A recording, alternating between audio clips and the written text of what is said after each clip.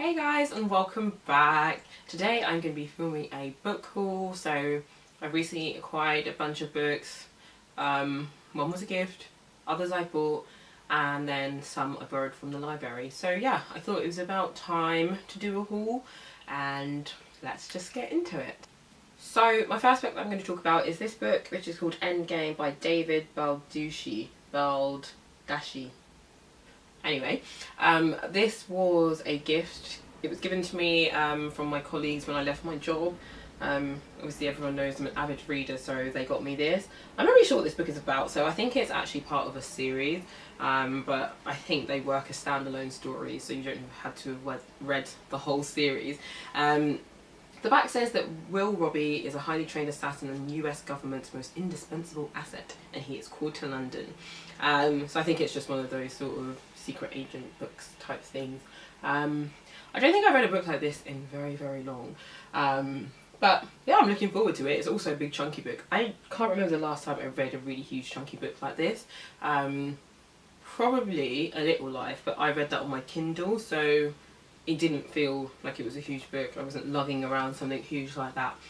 So I'm not sure when I'll get to this, but yeah, definitely one to get through.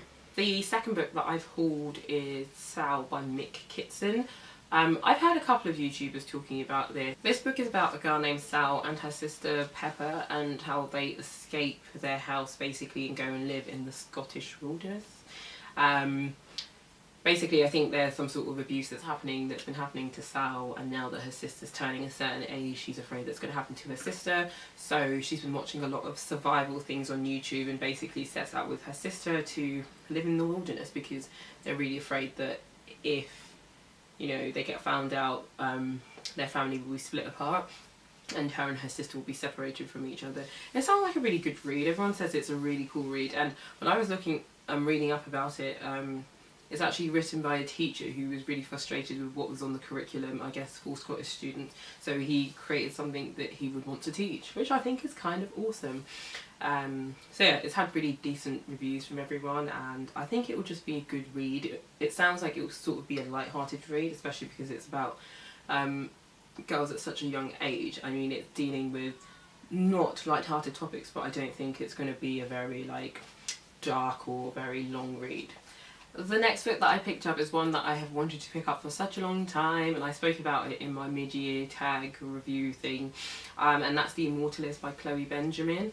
I'm so happy I picked this up. I haven't started reading it yet. I have been wanting to read this book for a long time because I feel like it poses a really good question. So the premise of the book is, if you knew the date you were going to die, how would you live your life? So I think it centres around 4 characters who are all siblings, I think, maybe. And there's a new woman who's arrived in town who's going around telling people the day they'll die. And so then it's based around that. They go and hear from her like the dates that they'll die, and then it's based around how they live their lives and what the different things they do with their lives. And one of the characters actually, I think, becomes a scientist and does research against immortality and things like that.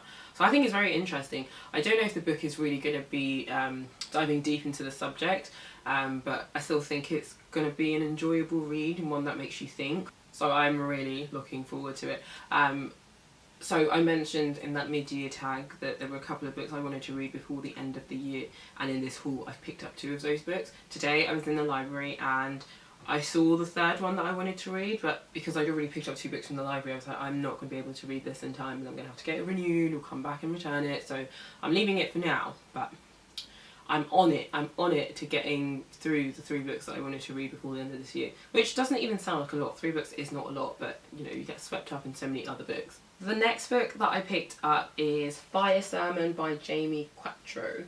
I mentioned this somewhere, again in that mid-year review tag, but at the time I couldn't remember why I wanted to read this, but now I know it's from Insert Literary Pun. I think it was probably one of her first videos I watched that she mentioned this book, and I still am so intrigued to read this book. So I mentioned in the tag video that I think I wasn't too sure what the book was about. I briefly said it was about a woman who was, you know, really invested in God, loves her family, loves her husband, but then starts writing letters to this man, and all of a sudden this sort of emotional affair, I think it does become a physical affair.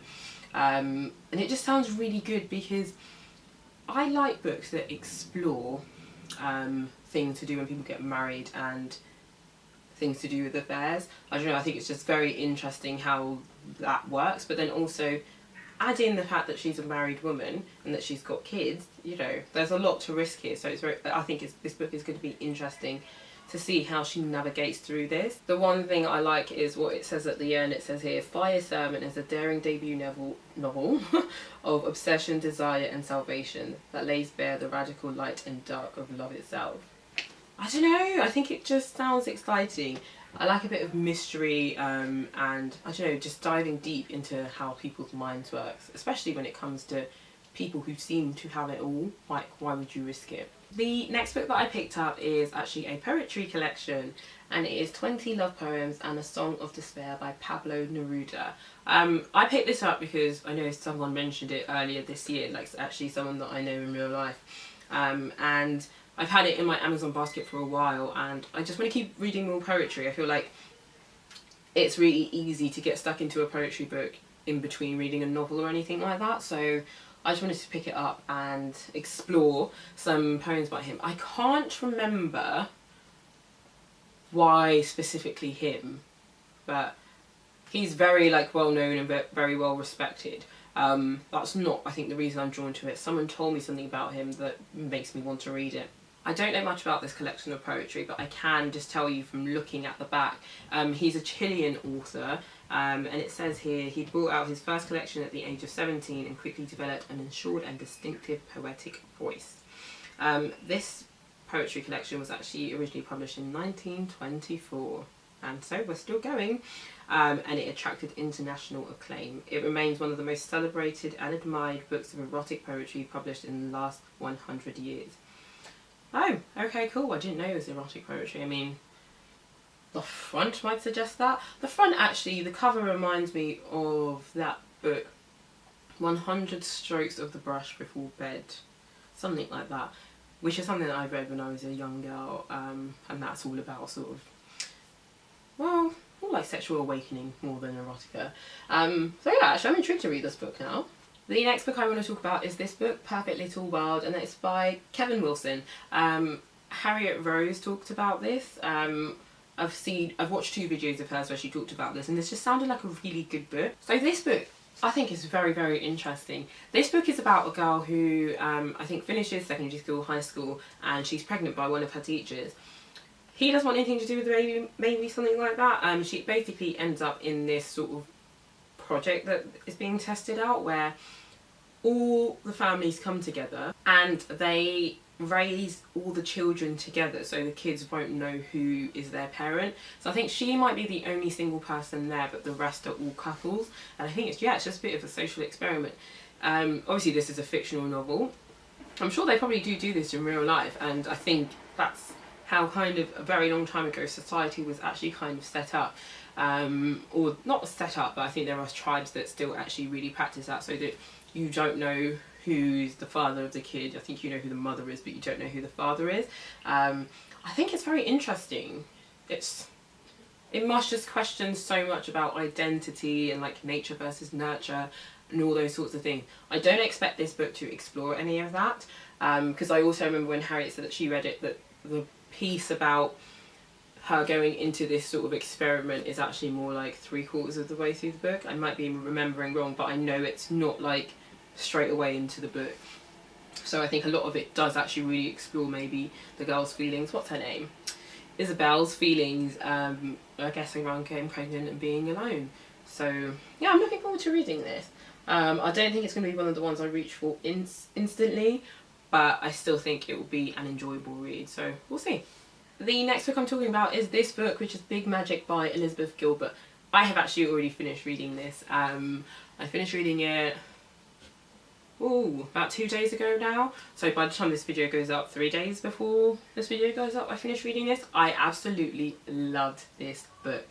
So Elizabeth Gilbert is the lady that wrote Eat, Pray, Love. I've heard a lot about this book, and I have a friend, her name is Maria, and she has a collection of books there, and she had this book in the house, and she was like, you need to read it, you have to read it. And this was probably about 4 months ago, so now I finally picked it up, and it is absolutely brilliant. I love it because I feel like it's a really practical book. It's not going to tell you to go into the forest and wait for inspiration. Like, it's so freaking practical, it's unbelievable. I feel like anyone who is a creative needs to read this. Also, reading it really made me think about myself and whether or not I was a creative in that sense. I think my creativity is something that I use for me, and it's never really going to be something that I'm going to push out into the world. And I've always been okay with that, but this book really solidified how okay I'd be with that. But then it also made me think, actually maybe in the next couple of years I might have sort of the time or the courage to start putting some of my poetry out there, because she just made it so accessible to everyone that, you know, it's not about like being this acclaimed poet or author or anything like that. It's just about doing it, like do it for yourself, make sure you're happy. Like, brilliant book. I think anyone who's read it will be able to tell you that it's really, really good. It's just super practical, very helpful and down to earth. It's like someone talking to you and they're talking sense. And I think anyone who's in some sort of creative rut will definitely appreciate this book.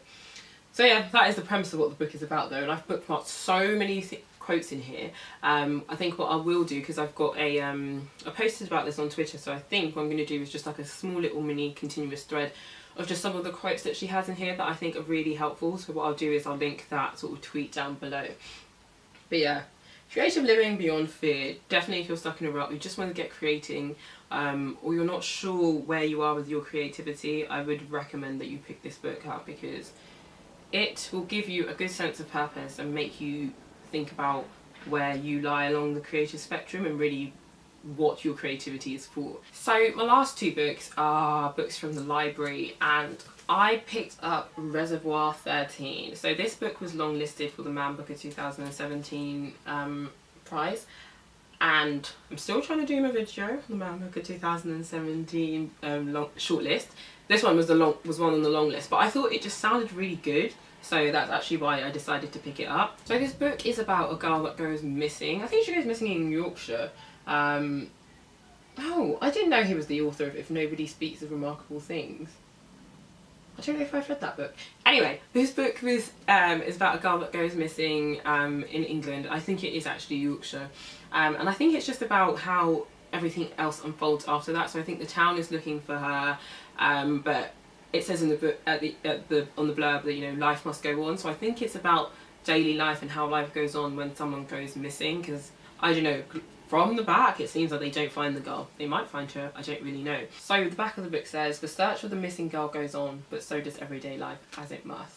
And then there's a whole other bit, and then says, the repeated human gift of violence unfolding over 13 years as the aftershock of a stranger's tragedy refuses to subside. So yeah, that's what makes me think that maybe they don't find the girl, so they're saying after 13 years. Maybe this girl just disappears into the woods. I'll tell you, this book sounded like a good read, and when I was looking at the long list, I was like, this actually sounds like something that I'd be interested in. But to get us on track of the Man Booker 2017 shortlist, I picked up Elmet by Fiona Mozley.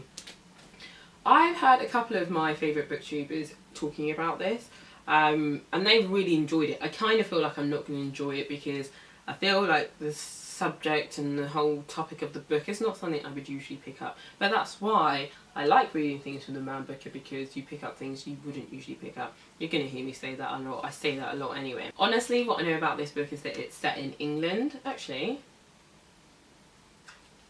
Okay, this is the book that's set in Yorkshire. The other one might also be set in Yorkshire, but I'm not too sure. Anyway, this is the book that's set in Yorkshire. And I know it's about a guy who has sort of left his family because the family had been living on this bit of land that the dad like built up from scratch but with his own bare hands, and they've been foraging and stuff like that.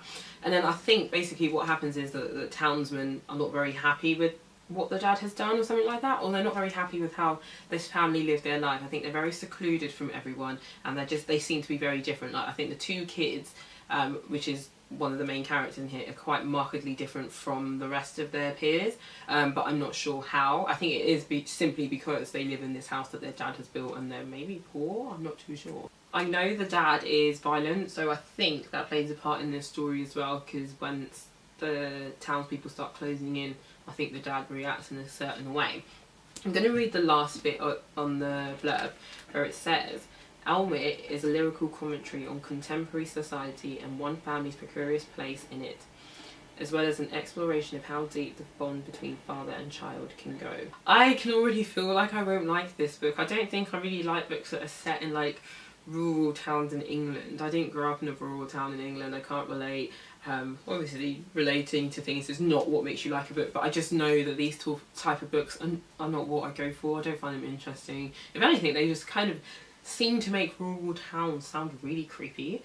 And I know sometimes when I go to rural towns I'm like, am I gonna die here? But who knows. So that is the end of my haul.